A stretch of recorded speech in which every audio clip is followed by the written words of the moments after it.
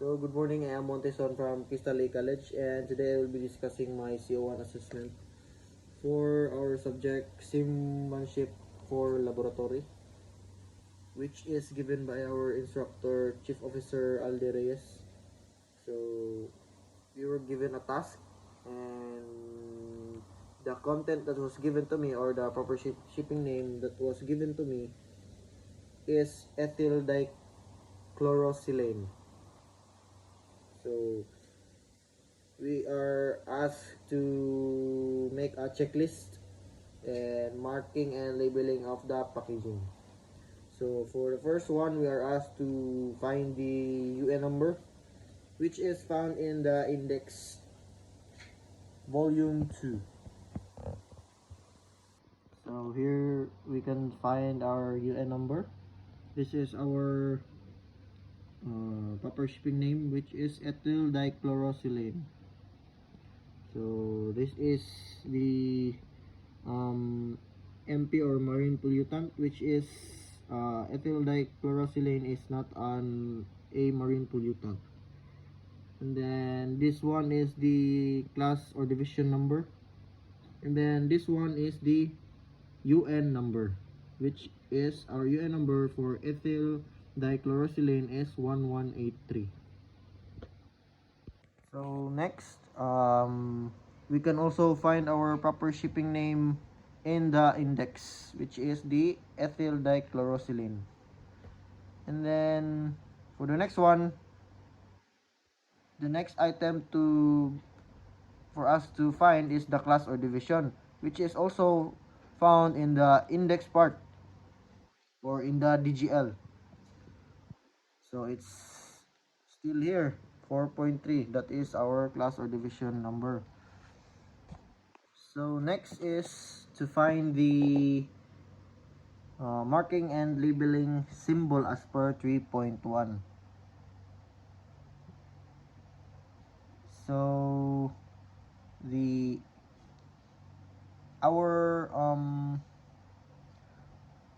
our class or division number is 4.3, which is the class number of ethyl dichlorosilane, which is here. We can find it in the chapter 5 of IMDG code volume 1. So this is our class number.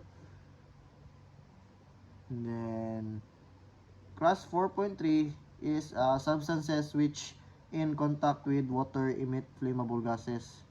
So the color of this one is black or white, and then the background is blue. Here's the symbol. This is the symbol for ethyl dichlorosilane.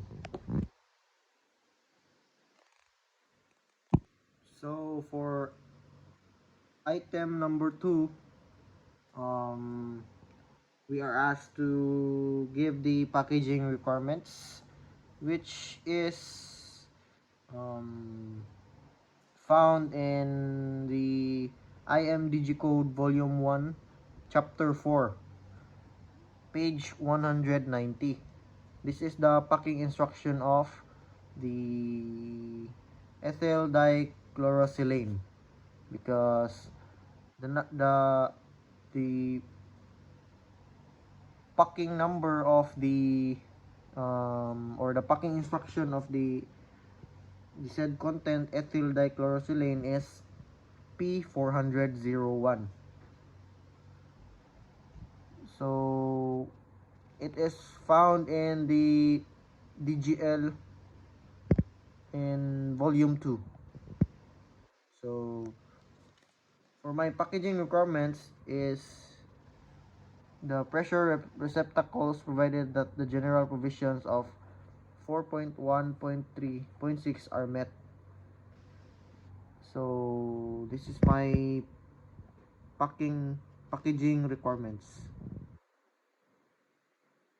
And so for the item number 3, we are asked to give the documentation. So you can find documentation in the volume 1 chapter 4 page 190 also. So the following packaging are authorized provided that the general provisions of 4.1.1 and 4.1.3 are met. So this is where I find my answer for the item number 3, documentation. So this is the DGL, which is found in IMDG code volume 2. So our UN number is 1183, which is ethyl dichlorosilane. Then our class or division number is 4.3, and then the packing group is 1, and then the packing instruction is P401, and then our EMS is F to G, S to O, which is the information of this one is found in the IMDG code supplemental. So let's go to the supplemental content. So for the item number 4 is the EMS, which is what I have said earlier, F to G, which is water reactive substances. So the definition or the information of F to G is: in a fire, exposed cargoes may explode or their containment may rupture. Liquid material leaking from ruptured receptacles may be ignited and spread the fire. Cargoes in tanks exposed to heat may explode suddenly in or after a fire situation by a boiling liquid. Expanding vapor explosion. Fight fire from a protected position from as far away as possible. So use of copious quantities of water at once is recommended to cool down the heat radiation and to cool down heated cargo nearby. So water may significantly reduce the thermal activity and stop the fire. The dangers of uncontrolled spread of fire should be considered. So that is for the F to G. So S to O, which is the substances dangerous when wet. So we need to wear suitable protective clothing and self-contained breathing apparatus, and then avoid all sources of ignition, wear non-sparking footwear, and stop leak if practicable. So this is found in the IMDG code supplemental for the EMS. So for the segregation and handling and stowage, this is found in the DGL, which is in the IMDG code volume 2. So let's move on to the DGL. So to find this segregation and handling stowage, this is our content, ethyl dichlorosilane. We will go here. So this is the segregation, SGG1, SG5, and then this one is the stowage or handling and stowage, which is under category D. So if segregation is loaded together with 4.2 DG cargo, we will use this definition away from, which is found in volume 1 page 493. So effectively segregated so that incompatible materials cannot interact dangerously in the event of an accident, but may be transported in the same compartment or hold or on deck, provided a minimum horizontal separation of 3 meters projected vertically is provided. So that is my item number 5. So for task number 2. So for task number 2, we were asked to check if below cargo data is correct and if it is transportable, especially during southwest monsoon season.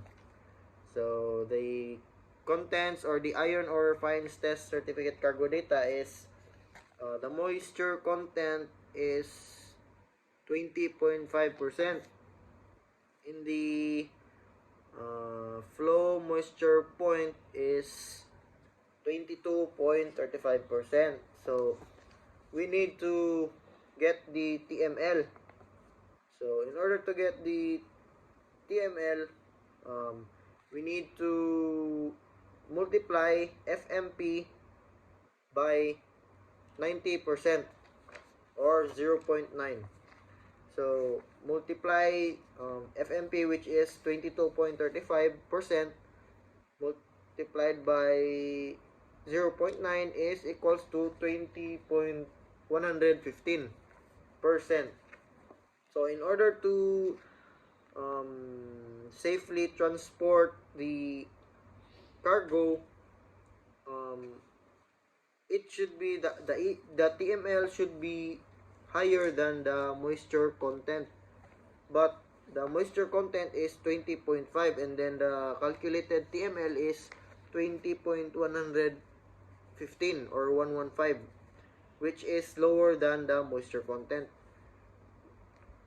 So then therefore I conclude that it is not safe and it is not transportable.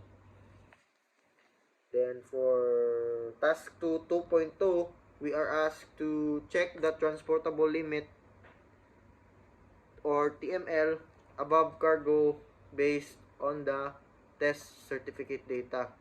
So as what I have said earlier, to get the TML, we need to multiply the FMP by 90% or 0.9, which is 22.35 multiplied by 0.9 is 20.115, which is not safe to transport.